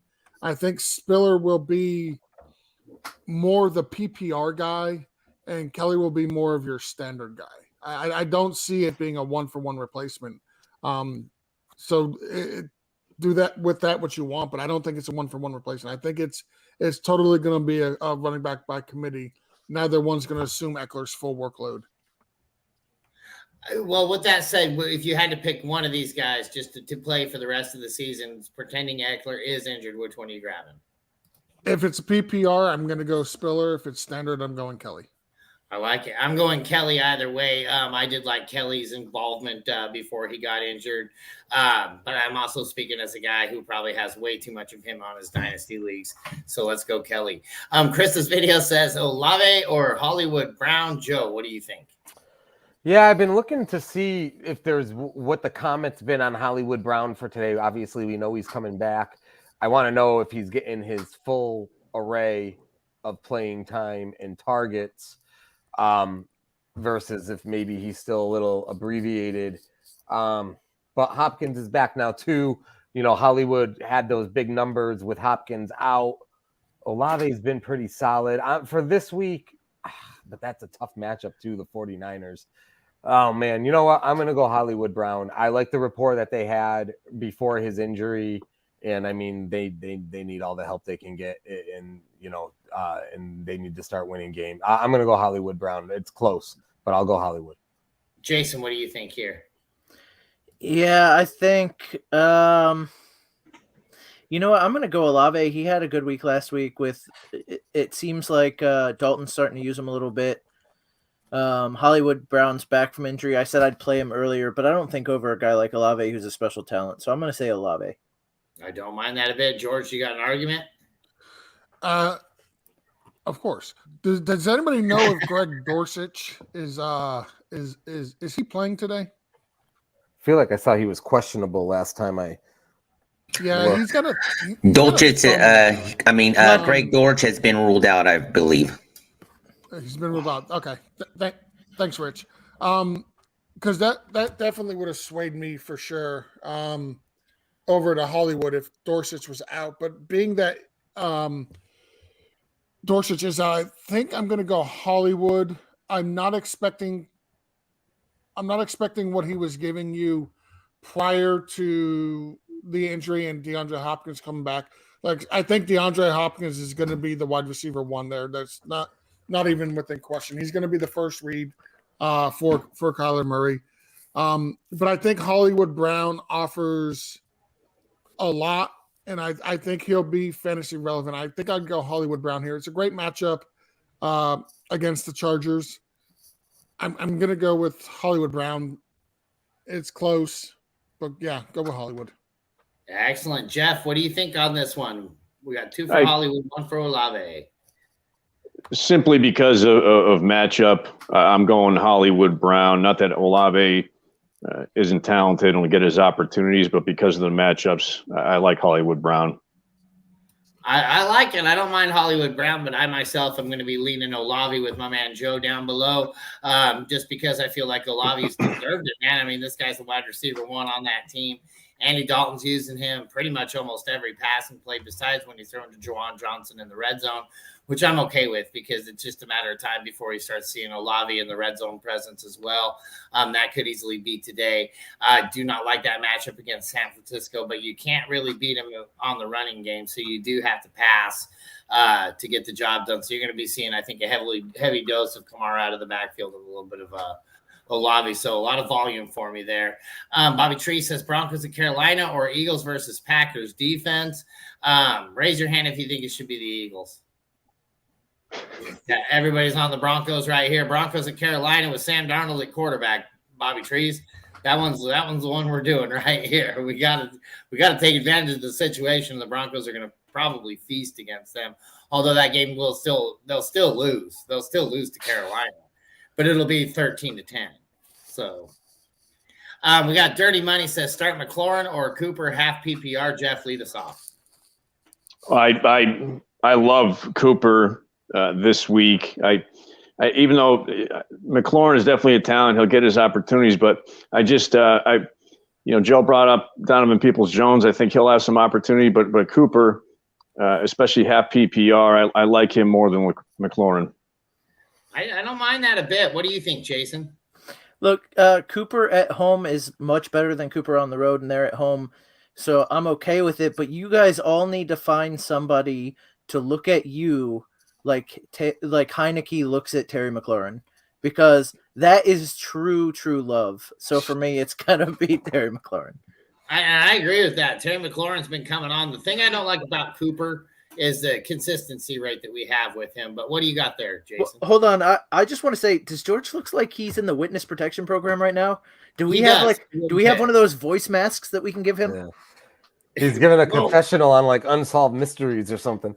Well, I definitely like McLaurin in a situation like this, but oh, George, what do you got to say here? You dropped out and went dark on us with this question. You're like, I don't want people to know I'm going to say Amari Cooper right here. Well, that's because I am going to say Amari Cooper. Like, his home road splits are definitely a thing. He is an absolute beast at home, and he's barely startable on the road. But last time I checked, this game is a home game for Cooper. If it's a home game for Cooper, I'm starting him. I don't mind that a bit. Joe, what do you got to say here?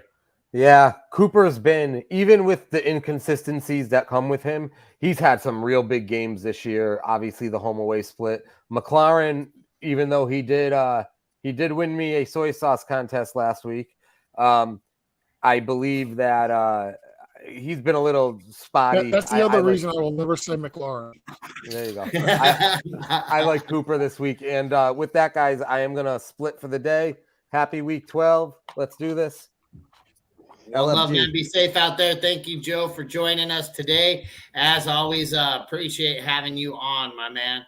And Mike, I don't mean to interrupt, but if somebody's tuning in for the first time, they got to be asking themselves, what's the deal with us and soy sauce? I mean, this has probably been the 8th time it was brought up on the show today. For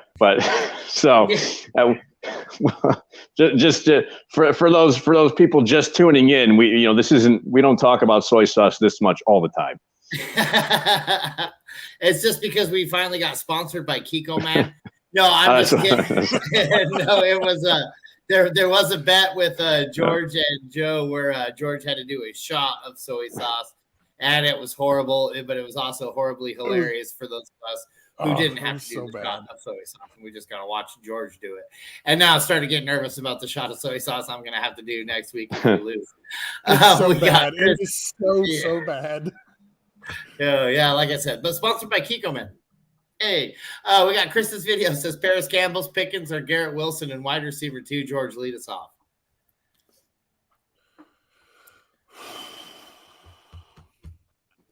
That good, Hunter. Do you guys trust? Well, I'm sitting here thinking, do you guys actually trust Garrett Wilson? Like, man, the kid is super talented. Oh. You took the words out of my mouth. I want to play Garrett Wilson. I don't know that I trust Mike White, but Garrett Wilson has played well under Mike White. So I'm going to step out on a limb and say Garrett Wilson here, even though Paris Campbell. So look, Paris Campbell is the safer choice. If you need high upside, I'm saying Garrett Wilson because I think Garrett Wilson's a good player, and with Mike White, I trust him a little bit more. I actually don't mind that. I think who goes up for me is Elijah Moore because he really had a good connection with Mike White. But what are you going to say there, George? I was going to say I agree with Jason. Like, I want to say Garrett Wilson because he's played great with Mike White, but I don't trust Garrett Wilson. Honestly, of these three, I think I go Pickens, but I think Garrett Wilson's the best play. But I'm going to go Pickens because I don't know if I trust Garrett Wilson. What do you think here, Jeff? It's not necessarily that I don't trust Garrett Wilson because I think everybody makes some good points on that. I just don't know what to expect from Mike White. And to me, I'm leaning Campbell over Pickens just because he's been pretty steady as far as targets and receptions and seems to be kind of on the upswing a little bit. Yeah. So, yeah, I'll agree Wilson's a good talent. I just don't know what to expect from the Jets offense and Mike White, so I'm going Campbell. Look, the Bears defense has been as bad as their offense has been good over the last several weeks with Fields. That defense is terrible. If anybody can let the Jets score, it's going to be the Bears defense after they traded away Roquan Smith. So like I said, am I comfortable doing it? No, but I would start Garrett Wilson this week. I would close my eyes, press the button, and hope for the best. And I like Garrett Wilson here. I don't mind Paris Campbell as well. I actually thought he was out this week, but seeing that he's in, I don't mind me some Paris Campbell. But yeah, Garrett Wilson for me in this one. I don't like these options, but I feel like I'm more confident with him. Coach Shep's coming in saying nothing about soy sauce, so that isn't denial. So that is acceptance. He says, is Tyler Higbee playing? I think all signs are pointing to yes, that Tyler Higbee is playing at this point in time. The thing that would concern me there, Coach, is the fact that we got no Matt Stafford. Tyler Higbee really shines with Matt Stafford, but being that he's still going to be a game time decision, I would try to fade that and go with somebody else if I possibly could. Somebody off the waiver wire. Chris's video says Gino or Lamar. It's kind of funny how this question comes up, so I'll let you lead this one off, Jeff, since we kind of had a conversation about this last night. And this might be the unpopular choice, but we talked last night. I'm fading Lamar. Since week 3, he's only averaging 16 fantasy points a game. I get it. He has that X factor with being able to run, but Gino has actually been fairly solid. I like the matchup that Gino has against the inept Raiders, and I use the word inept a lot, specifically towards the Jets, but we'll say it for the Raiders too. So I like Gino over Lamar here. I agree. I like Gino over Lamar for the same exact reason. That's what we were talking about, and that's why Gino was my start of the week for my DFS slate. Jason, what do you think here? Oof. You know, I keep thinking to myself that Lamar's got to pull it out sooner or later for that team to be good, but that defense is so good, maybe he doesn't have to. You know, earlier in the season, we kept talking about, well, maybe Lamar takes away running backs' touchdowns, but that hasn't been a thing either. He hasn't been doing it on the ground. They've been handing it off. Part of that's probably because he's looking for a contract and he doesn't want to get hurt. But a lot of that's probably because the team needs him down the stretch. So I'm going to say Gino here and hope that this isn't the week where Lamar, it's a get right game for Lamar. But Gino and against we the find Raiders. out who Gino has always been, right? Yeah. Like, because that day's going to happen too. What about you, George? I want to point out it's week 12, and we're talking about starting Geno Smith over Lamar Jackson. Right. I want that to sink in a little bit. Just let it Yeah, that marinate a hits little hard. bit. We're talking That hits Geno hard. Smith over Lamar Jackson. Geno Smith was a waiver wire quarterback that you took a flyer on after week 3. And Lamar Jackson is probably somebody like you drafted as your quarterback 1, set it, forget it, him no matter what. And then week 12 rolls around and it's like, well, you know, I do have Geno Smith here. He's got a great matchup against the Raiders. It is in Seattle. The Raiders are 29th against opposing quarterbacks. Almost every quarterback they've played has had at least 20 points against them. 8 of 10 quarterbacks have had 20 points against the Raiders. Smith has scored 22 fantasy points in 3 games in a row. He's coming off a bye week, so he should be rested. But I got Lamar Jackson, and I'm starting Geno Smith. All It's of crazy. That's a full sweep on Geno Smith over Lamar Jackson from the panel, Which is too. crazy, by the way. We should not be doing this. Yeah. And he'll make us pay too. Yeah, I mean, he'll be in fine Geno style. I could just see it. Especially when we got Bobby Trees asking the same question: Geno versus Vegas, Heineken versus Atlanta, or Trey Lawrence versus the Ravens. I know for a fact I'm sitting Trey Lawrence. That's an easy Geno. Trev, sorry. Yeah, that's an easy Geno, right? Like that one is start Geno, no problem at all. But I agree. Chris, it's gonna take, and I know you're I know you're a minor, so I'll watch my wording here. It's gonna take big guts for you to sit Lamar Jackson for Geno Smith, but that's the play. That is definitely the play right there. Does anybody argue Geno versus Vegas? Is anybody starting Heineke or Trevor? No, I agree with that one as well. Chris Videos also has another good one. Rashad White, Foreman, Pacheco, or Patterson today. Jason, lead us off. What do you got here?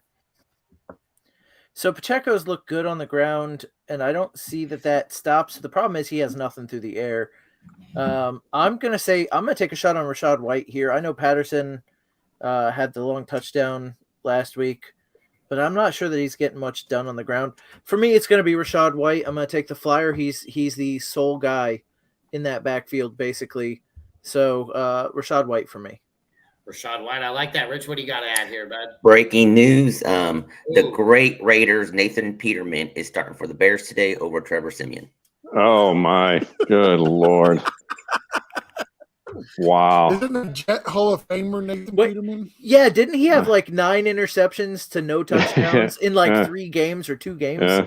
Yeah, Yeah. 5 interceptions in one half. Wait, Yeah. so Yeah. does anybody think the Jets defense is out there anywhere? Because if it is, go get that. Get them now. If it Get is, them yesterday if you could, but my God.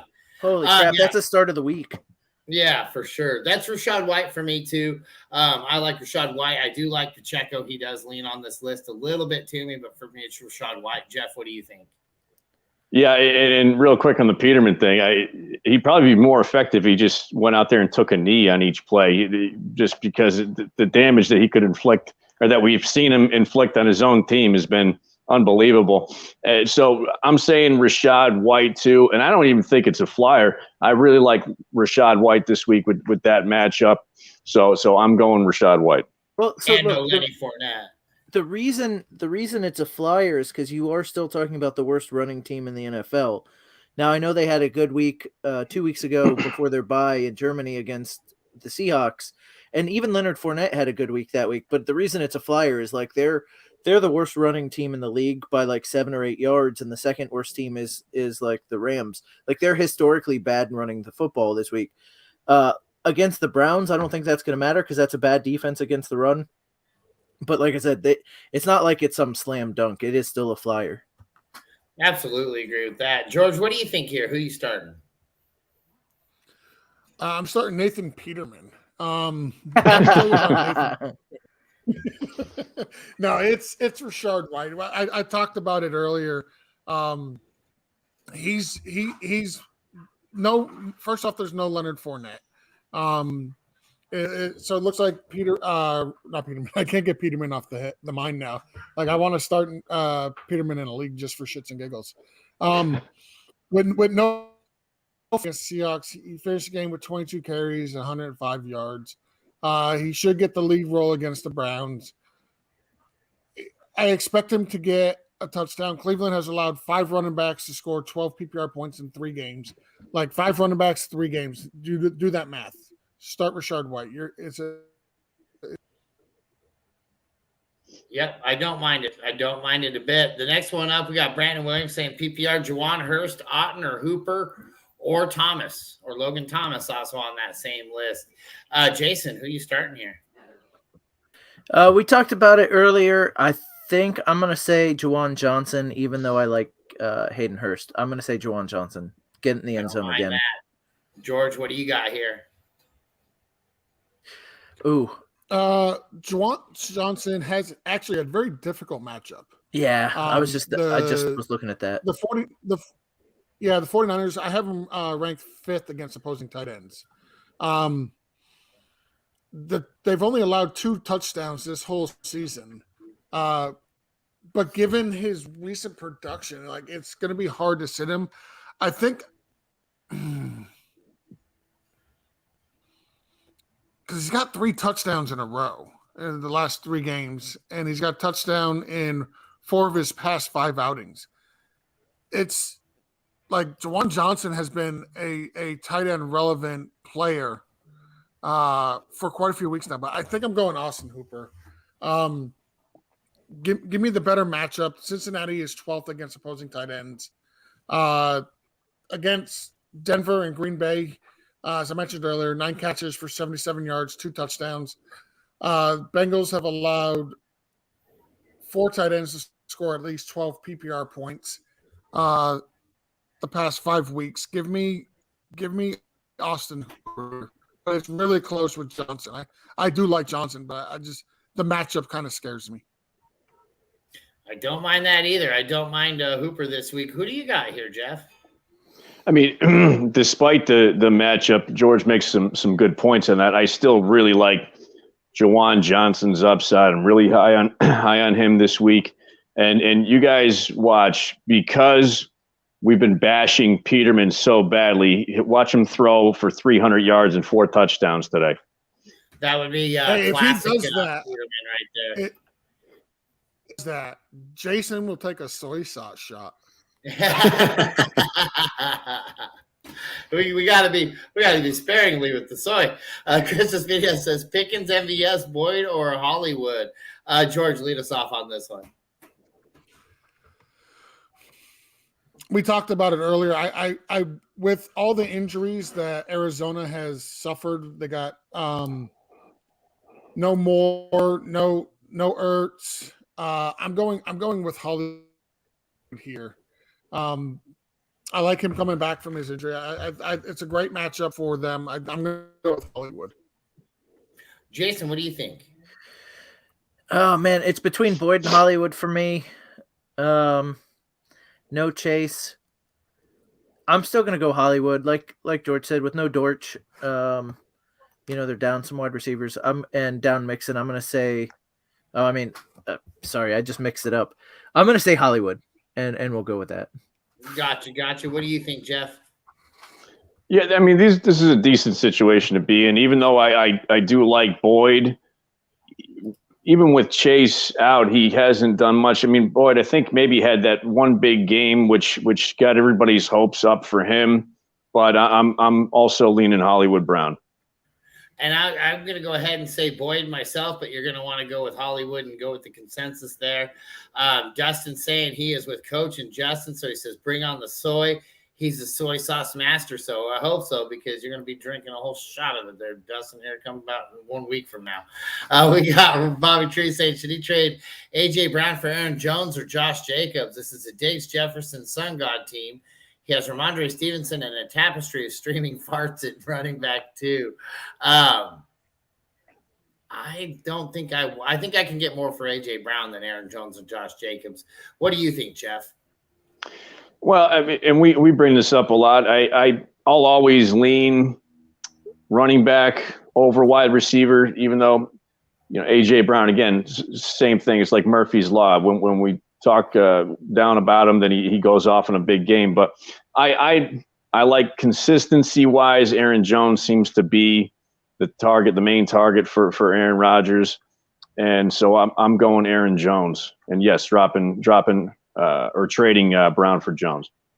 You don't mind that. Jason, what do you think here? Man, I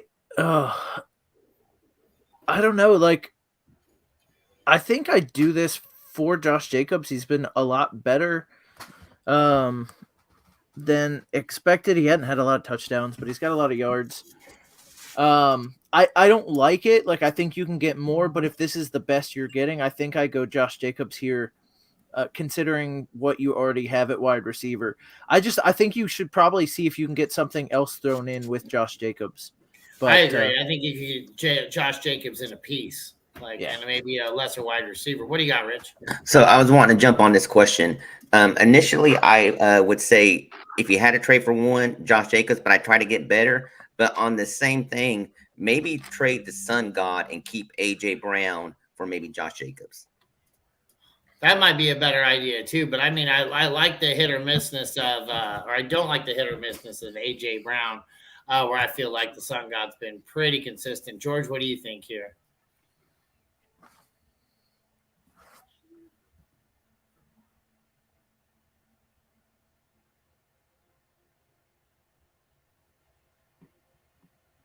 Does he know?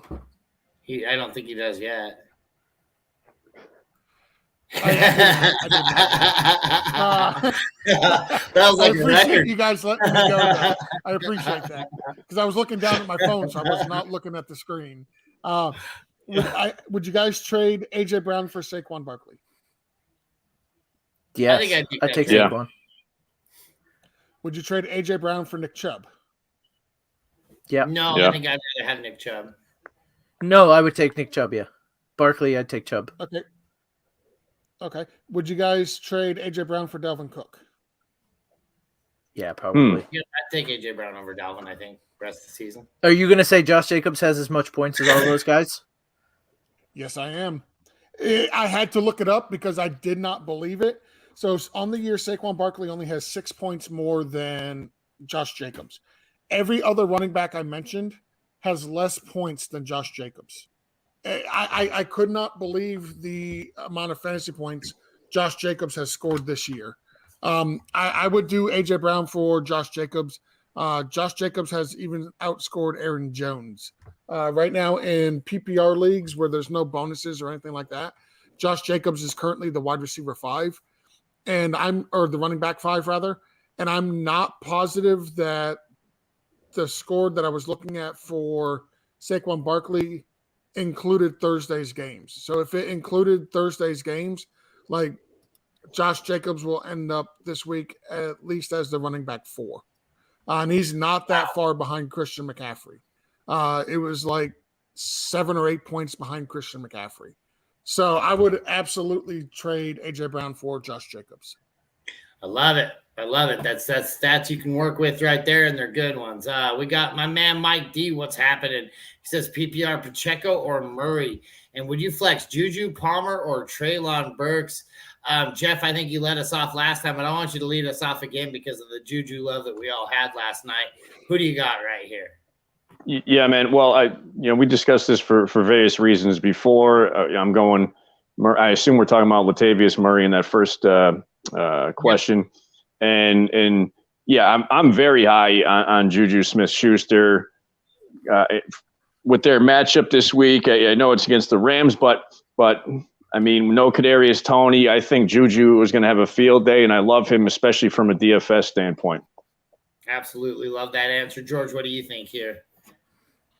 So I'm going with Latavius Murray over Pacheco. I like Pacheco, believe it or not, but I like Latavius Murray a lot more. He's going up against the 28th ranked run defense for the Carolina Panthers. Murray had 21 touches in week 11 against the Raiders, and that was with Melvin Gordon playing, who is no longer on the team. So you should probably expect at least another 20-touch game for Latavius Murray. And if I can get 20 touches going against the Panthers, who've been horrible against running backs, I'm going to do it. Latavius Murray has also had 7 catches his past 2 games on 7 targets. So he's involved in the passing game as well. Just for record, Melvin Gordon had 9 catches on 11 targets over that same span. And again, Melvin Gordon is not there. Broncos running backs have scored a touchdown in 3 of their past 4 games. That was Melvin Gordon. Again, not there. Latavius Murray is getting those touches. Like, I'm absolutely going with Latavius Murray as my running back. And I agree with starting Juju. Him and Pat Mahomes have just been on the same page. As long as Juju is playing, I want to start him. So I'm going to go with Juju over Palmer and Treylon Burks. I like it. What do you say here, Jason? Since it's 12:24, I'm just going to say agree. I like it. And I'm actually going to agree with that as well. Yeah, we're going to go ahead and start hitting these a little bit more rapid fire. Split pea soup, or just keep cutting slices for sandwiches. He's got this leftover ham on the bone from Thanksgiving. Make ham and bean soup, man. Ham and bean soup is where that's at. The only thing you should do with split pea soup is throw it in the goddamn garbage. Right. And cutting slices for sandwiches for ham. Huh? I got to ask Jason, pineapple on pizza or split pea soup? I would eat pineapple on pizza every day for the rest of my life before eating split pea soup once. By the way, you need to take the ham that's on that. You need to take the ham that's on that bone and make yourself a delicious ham chowder. Or some omelet or ham salad or anything but split pea soup. Or just eat it like you're a king on a movie, like right off the freaking bone right there. And so people will respect your law in your house right there. Chris's video says Pacheco or Pirine. Pirine pretty solidly for me. Anybody have an argument? No, Pirine all the way around. He says the better Mike D. What is that all about, Rich? Like, you're in the background, man. You know, there's only the real Mike D, and then there's the other ones that are. This is a fellow future Patreon, so he's the better Mike D. Oh, fair enough. Okay. Rich, you win this round. He says pick 2 in PPR. And my man Andrew Miller. Sorry, he says pick 2 in PPR. Jeff Wilson, Montgomery Gibson, and Tyler Boyd for 2 flex spots. So we're picking 2 right here. George, lead us off. So I think all of us are going to take Jeff Wilson. I don't see any of us not starting Jeff Wilson from this group. So it comes down to Montgomery, Gibson, and Boyd. I'm still going to ride the Montgomery train here. Give me Montgomery. I want it. Jason, you're shaking your head. Who do you got? I want Gibson against Atlanta. That's a bad run defense. That's a bad pass defense. That's just a bad defense. Look, Montgomery is going up against the Jets, not a slouch defense. And look, I get it. But they're starting Peterman, man. Like, that offense isn't going to go anywhere. Opportunity is going to be so limited. I'm going to take Gibson against the Falcons. I like it. I think that was assuming, again, Jeff Wilson is a solid yes from all of us. Jeff, what do you got right here?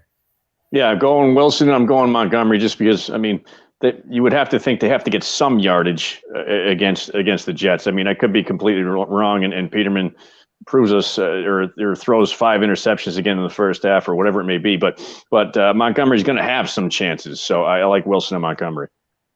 And so I'm going to lean on Jason's side right there. I'm going with Wilson and Gibson. Sorry. And then Rich is the tiebreaker. As always, he says Wilson and Montgomery. So best of luck. I would listen to Jason and I, though. Bobby Tree said he offered Diggs for Barkley. And the kid says, no, you're bugging. I'm like, dude, that kid don't know what he's talking about. Ham and bean soup. See, this Mike D, that's okay. You might be the better Mike D when you're going to agree with me and know that these things, like, it's ham and bean soup, dude. That's where it's all about. We got Komet or Nyoko. Jason, why don't you go ahead and lead us off?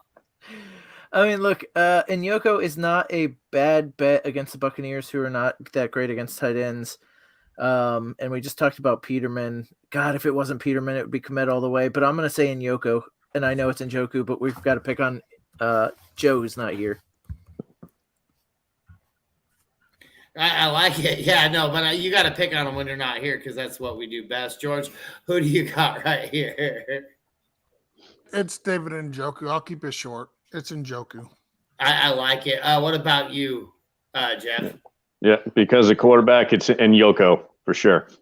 Nyoko, and I agree. That's a clean sweep. And man, we have a Jets fan going off. I had to put you in a temporary timeout because you're not only because you were typing so much, but because you're a Jets fan. And so, I mean, right there, we like to make sure we monitor. I just say, what's that? Can I just say real quick that this season, the Jets are the biggest fraud in the NFL. I just want to say that. They are the absolute biggest frauds in the entire NFL. Giants are a second. It feels like it. It really, honestly, it feels like it's a fraud. The Giants are not second, like the Jets fraud in the NFL. They came back 2 touchdowns in under 2 minutes against the Browns. You play that game 100 times, the Browns win 99 times, right? They absolutely do. They got the Steelers in Pittsburgh, but what happened in that game? They benched their quarterback mid-game for Kenny Pickett, so they had a rookie play in the second half, and it took a last-second win for the Jets to beat the Steelers. They got the Dolphins after that, and what happened with that game? The starting quarterback for the Dolphins was our third-string rookie quarterback, and up until 5 minutes left in the game, it was a very close game. And they beat the Packers. Congratulations, the Packers are trash. Then you beat the Broncos. Congratulations, the Broncos are trash. I agree with you, but I think their defense is very good. I think they have a very good defense with a very bad offense. I'll agree with that. I think they have a sneaky good defense. I think they do. Their defense is good. I give credit where it's due. Their defense is good. But overall, their team is the biggest frauds in the NFL. So I want to jump back to the split pea soup thing real quick, because I feel like Jeff is a guy who likes a good split pea based off his other food takes. So at this point, I am smart enough to stay out of any food conversation. So I'm going to take a pass on that one.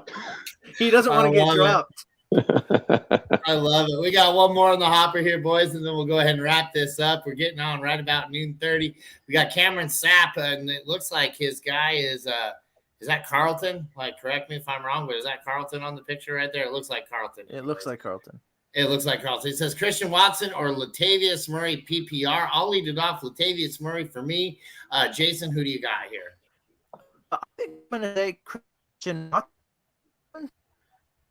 Only because 5 touchdowns in the last, couple games. I'm going Christian Watson. I don't mind that a bit. George, what do you got to say here? Nah, you guys know I'm a big fan of Latavius Murray this week. Listen. If you want to ride the train for Christian Watson in his unsustainable touchdown streak, absolutely go for it. Like I'm not going to stop you from doing that. But let's be sensible. Let's go Latavius Murray. He's the safer play. He's the better play. I like that. Jeff, what do you think? Yeah. I think Murray's is definitely the way to go. I like him with this matchup this week for sure. Latavius Murray. Latavius Murray and our producer back in the back says that is Kanye West. So my apologies there. Really, honestly, I was ready for that guy to start. It's not unusual. Like, and for me, I just want to point out, I've made some very bad takes in my life, right? Like, I'll absolutely admit I've said some stuff that was dumb, that was just crazy, it was lunacy. But this right here, Bobby Trees, let's have a talk here. Blink twice if you're okay. That's what I'm thinking. This to me was a cry for help, George, that I think that maybe he's been taken over by terrorists. Wait, hold on, George, stop. Jeff, what do you think? I mean, even I wouldn't take ham over bacon. I don't know where this is coming from. Right. Like I said, is this a terrorist situation? he says forever, which makes me think about it. So, Bobby, we're sending special forces to your house right now as we speak to save you, get the mask off you, get you unbound, all that fun stuff. In the meantime, guys, make sure you are following us at toiletsandtitles.com. We have the best articles, the best videos, the best fantasy content in the industry. Again, ADP, you name it. Any kind of three-letter configuration you can think of for fantasy, we have experts for that. So you're going to want to get on that. And while you're doing that, hop on that Patreon. It's as cheap as a cup of coffee a month for just to get the access to the waiver wire episodes, which are incredibly huge. If you've been following that waiver wire, we've been carrying you through this season. We've been doing you some good damage on that. And then the $10 one is my favorite because you get the free entry into the Frankenstank, which is just the funnest thing in the world right there. And like I said, get out there, give us a 5-star review, give us a like, give us a subscribe, follow us on every single thing you can possibly get there on there. And we'll get that going. Sorry, I get some of these comments on the side here. They just crack me up. We almost put Robert in timeout. See, that's what happens, Robert. Like I said, we got really scared for you there when you start saying ham is better than bacon. But on that note, for me, Jason, you got one more thing to add here? Yeah, I just want to throw in. Okay, so we're past the Thanksgiving season. We're into the holiday season. George and I do a charity every year for Toys for Tots. I'm not going to plug our charity because while it's important, what I do want to say is it's that time of year where lots of people need help. Be Toys for Tots or food for the table. This is a tough time for people with suicide and that kind of thing. So, suicide prevention charities. Like if you have the means, maybe if we help win you some money on our DFS shows, take some of that money, go put it towards charity. It is that time of year, and I want to end every show with that. Go give some money. He did end up putting Bobby Trees in timeout over there on the side. But yeah, no, plug your charity anytime you can because we're all big proponents of it. Definitely. Where can they donate to your charity there, Jason?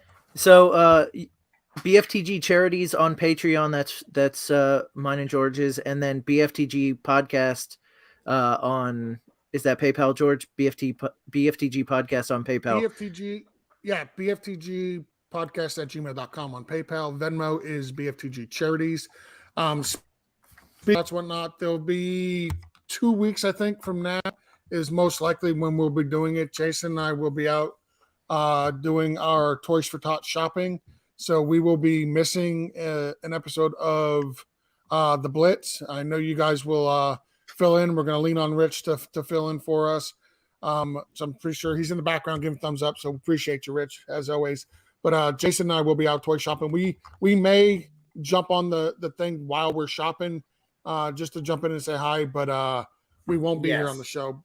But we got about $5,000 that we're going to be going toy shopping with, and can't wait to do that and donate it to Toys for Tots. Absolutely, and appreciate that, you gentlemen there. And guys, with that, we're going to go ahead and clock out for the day. Everybody, good luck this week. Tear it up. We will see you next week with more winning lineups, and make sure you catch us on like I said, 12titles.com. Have a good night, everybody. Good luck.